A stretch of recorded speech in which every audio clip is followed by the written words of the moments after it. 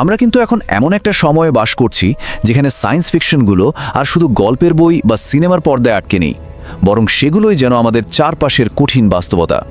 একদিকে artificial intelligence বা কৃত্রিম বুদ্ধিমত্তা মানুষের চিন্তাভাবনাকে নকল করার চেষ্টা করছে, আর অন্যদিকে জেনেটিক ইঞ্জিনিয়ারিং তো জীবনের সেই মূল কোড ডিএনএ পর্যন্ত বদলে দেওয়ার ক্ষমতা রাখে। তো বিজ্ঞানের এই যে অবিশ্বাস্য দৌড়, এর মাঝে একজন বিশ্বাসী হিসাবে আমাদের মনে প্রশ্ন আসতেই পারে, তাই না, যে প্রযুক্তির এই বিস্ময়ের মধ্যে আমাদের ইমানের গণ্ডিটা ঠিক কোথায়? দেখুন, ইসলাম কিন্তু কখনোই জ্ঞান বিজ্ঞানের বিপক্ষে না, বরং আরও উৎসাহ দেয়। কিন্তু হ্যাঁ, কিছু সুস্পষ্ট সীমারেখাও টেনে দিয়েছে। চলুন আজ আমরা একসাথে সেই সীমানাগুলোই খুঁজে বের করার চেষ্টা করি। প্রযুক্তির এই যে বিশাল নতুন একটা জগৎ, এখানে ঠিকঠাক পথ চলতে গেলে তো একটা নির্ভরযোগ্য দিক নির্দেশনা লাগবেই। ইসলামিক আইনশাস্ত্র আমাদের ঠিক সেই রকমই একটা নৈতিক কম্পাসের যোগান দেয়, যা আমাদের সঠিক পথে থাকতে সাহায্য করে। এটা কিন্তু শুধু কিছু করা যাবে বা যাবে না, মানে হ্যাঁ বা না এর একটা লিস্ট না। এর উদ্দেশ্যটা আসলে আরও অনেক গভীর। লক্ষ্যটা হলো এমন একটা সমাজ তৈরি করা যেখানে প্রযুক্তি মানুষের মর্যাদা, কল্যাণ আর বিশ্বাসকে আরও শক্তিশালী করবে, কোনোভাবেই ধ্বংস করবে না। এই যে 5টি নীতি, এগুলোই হলো আমাদের সেই নৈতিক কম্পাসের মূল ভিত্তি। তার মানে যে কোনো নতুন প্রযুক্তিকে যখন আমরা বিচার করব, তখন আমাদের দেখতে হবে সেটা এই 5টা মৌলিক জিনিসকে রক্ষা করছে নাকি উল্টো সেগুলোকে হুমকির মুখে ফেলে দিচ্ছে। আচ্ছা, তাহলে চলুন প্রথমেই কৃত্রিম বুদ্ধিমত্তা বা এআই এর দুনিয়াটা একটু ঘুরে আসা যাক আর বোঝার চেষ্টা করি যে এই মাকাসিদির ফ্রেমওয়ার্ক দিয়ে দেখলে এর চ্যালেঞ্জগুলো আসলে কি কি। আর এখানেই চলে আসে প্রথম এবং সম্ভবত সবচেয়ে বড় প্রশ্নটা, ধর্মীয় কর্তৃত্বের প্রশ্ন। একটা এআই কি আদৌ কখনো একজন মুফতির জায়গা নিতে পারে? সে কি ফতোয়া দেওয়ার যোগ্যতা রাখে? ব্যাপারটা একটু ভাবুন, একটা এআই হয়তো চোখের পলকে লক্ষ লক্ষ ডেটা ঘেটে একটা উত্তর দিয়ে দেবে, কিন্তু তার কি কোনো নিয়ত আছে? মানে কোনো বিশুদ্ধ উদ্দেশ্য কিংবা আল্লাহর কাছে জবাবদিহি করার যে ভয়, সেই তাকওয়া একদমই নেই। আর এই জন্যই একটা এআই বড়জোর একজন আলেমের রিসার্চ অ্যাসিস্ট্যান্ট হতে পারে, এর বেশি কিছু না। তার জায়গায় বসার তো প্রশ্নই ওঠে না, কারণ ফতোয়া তো শুধু ডেটার খেলা নয়, এটা একটা গভীর আধ্যাত্মিক পথনির্দেশ। এবার আসি এআই এর একটা অন্ধকার দিকের কথায়, যাকে বলা যেতে পারে ডিজিটাল ফিতনা।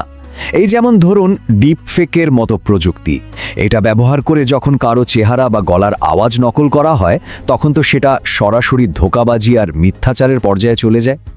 এই ধরনের প্রযুক্তি দিয়ে গুজব ছড়ানো বা কারো সম্মান নষ্ট করাটা শরিয়াতের যে মূল উদ্দেশ্য বা মাকাসিদ, সেটাকে মারাত্মকভাবে লঙ্ঘন করে।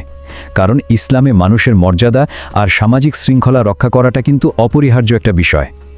আরেকটা বড় চিন্তার বিষয় আছে, আমরা যদি ছোট বড় সবকিছুর জন্য এআই এর উপর নির্ভর করতে শুরু করি, তাহলে আমাদের নিজেদের যে চিন্তা করার ক্ষমতা বা ক্রিটিক্যালি ভাবার যে দৃষ্টিভঙ্গি, সেটা কি ধীরে ধীরে বোথা হয়ে যাবে না? আল্লাহ আমাদের যে শ্রেষ্ঠ নিয়ামতটা দিয়েছেন, মানে আমাদের বুদ্ধিমত্তা বা আকল, সেটাকে সচল আর ধারালো রাখাও তো এক ধরনের ইবাদত, তাই না? বেশ, কৃত্রিম বুদ্ধিমত্তার ডিজিটাল জগৎ থেকে বেরিয়ে এবার চলুন জীবনের একেবারে মূল উপাদানের দিকে তাকানো যাক, মানে জেনেটিক্স, আর দেখি এইখানে নৈতিক চ্যালেঞ্জগুলো ঠিক কী রকম। জেনেটিক্সের ব্যাপারে ইসলামের যে মূলনীতি, সেটা এই ধারণাটার উপরেই দাঁড়িয়ে আছে। সহজ কথায়, আল্লাহর সৃষ্টিকে অপ্রয়োজনীয়ভাবে নিছক শখের বশে বদলে ফেলাটা ঠিক না। কিন্তু এখানে একটা প্রশ্ন আসে, কোনটা প্রয়োজনীয় আর কোনটা অপ্রয়োজনীয়? ইসলাম এখানেই একটা পরিষ্কার লাইন টেনে দিয়েছে। যদি জেনেটিক ইঞ্জিনিয়ারিং ব্যবহার করে কোনো মারাত্মক রোগের চিকিৎসা করা হয়, তাহলে সেটা শুধু জায়েজই না, বরং প্রশংসার যোগ্য। কিন্তু যদি এর ব্যবহার হয় ডিজাইনার বেবি বানানোর জন্য, যেমন ধরুন বাচ্চার গায়ের রং, চোখের রং বা বুদ্ধিমত্তা নিজের পছন্দ মতো ঠিক করে নেয়া, তাহলে সেটা কঠোরভাবে নিষিদ্ধ। কারণ এটা মানুষকে আল্লাহর সৃষ্টি থেকে নামিয়ে একটা কেনাবেচার পণ্যে পরিণত করে। আর জেনেটিক্সের ময়দানে যে বিষয়টাতে প্রায় সব ইসলামিক স্কলার একমত, সেই চূড়ান্ত রেড লাইন বা লাল দাগটা হলো মানব ক্লোনিং। মানব ক্লোনিং কেন এত বড় একটা ইস্যু, সেটা বুঝতে হলে আমাদের নসব বা বংশপরিচয়ের গুরুত্বটা বুঝতে হবে। ইসলামে পরিবার হলো সমাজের একদম মূল ভিত্তি, আর একটা পরিষ্কার বংশপরিচয় সেই ভিত্তিটাকে ধরে রাখে। ক্লোনিংয়ের মাধ্যমে যে শিশু জন্মাবে, তার তো কোনো জৈবিক বাবা মা থাকবে না। এটা পারিবারিক কাঠামোটাকে একদম ভেঙে চুরমার করে দেয়, আর এর ফলে এমন এক সামাজিক বিশৃঙ্খলা তৈরি হওয়ার আশঙ্কা থাকে, যা মাকাসিদ আশ-শারিয়াহার মূল উদ্দেশ্য, অর্থাৎ বংশ, পরিবার ও সমাজ রক্ষা, তার পুরোপুরি বিরুদ্ধে চলে যায়। ঠিক এই কারণেই এটা নিষিদ্ধ। তো এতক্ষণের আলোচনা থেকে আমরা প্রযুক্তির সম্ভাবনা আর ঝুঁকি দুটো দিকেরই একটা ছবি পেলাম। এখন প্রশ্ন হলো, ভবিষ্যতের দিকে যখন আমরা এগিয়ে যাব, তখন কোন নীতিটাকে পাথেয় করে চলব? আমার মনে হয় এই একটা কথাই পুরো আলোচনার সারমর্ম বলে দেয়।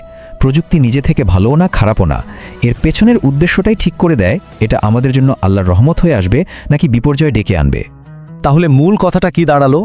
এটাই যে ইসলামী নৈতিকতা কিন্তু প্রগতির চাকাকে থামিয়ে দিতে চায় না, বরং এটা চায় যেন চাকাটা একটা সঠিক আর কল্যাণকর পথে চলে, যেন উদ্ভাবনের ভালো ফলটা পুরো মানবজাতি পায় আর এর খারাপ দিকটা থেকে সবাই সুরক্ষিত থাকতে পারে। শেষ করার আগে এই প্রশ্নটাই সবার জন্য রেখে যেতে চাই। আমাদের এই সুপার আধুনিক প্রযুক্তি নির্ভর ভবিষ্যতের পথে চলতে গিয়ে 1000 বছরের পুরনো ঈমানি প্রজ্ঞা কি আমাদের সবচেয়ে নির্ভরযোগ্য পথ প্রদর্শক হতে পারে না? কে জানে, হয়তো এই প্রাচীন জ্ঞানের মধ্যেই আমাদের উজ্জ্বল ভবিষ্যতের চাবিকাঠিটা লুকিয়ে আছে।